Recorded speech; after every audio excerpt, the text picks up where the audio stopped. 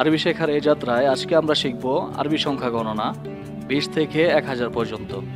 মূল ভিডিও শুরু করার আগে অনুরোধ করব লাইক, কমেন্ট ও শেয়ার করে আমাদের পাশে থাকার, এবং অনুরোধ করব ভিডিওটি না টেনে পুরো ভিডিওটি মনোযোগ দিয়ে দেখার, কারণ এই ভিডিওতে আমি এমন কিছু টিপস অ্যান্ড ট্রিক্স শেয়ার করব যেগুলো বুঝতে পারলে আরবি সংখ্যা শেখার জন্য আপনাকে আর কোনো ভিডিও দেখতে হবে না। ইংরেজিতে আমরা যেমন বলি 21, অর্থাৎ 20 এর সাথে 1 যোগ করে হলো 21 বা 21। আরবিতে ঠিক একই নিয়ম, কিন্তু একটু পার্থক্য আছে। কি সেটা?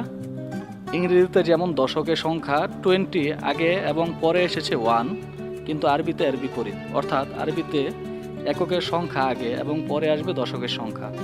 এই স্ট্রাকচারটা বুঝতে পারলে আরবি গণনা করা সহজ হয়ে যাবে, শুধুমাত্র 1 থেকে 100 না।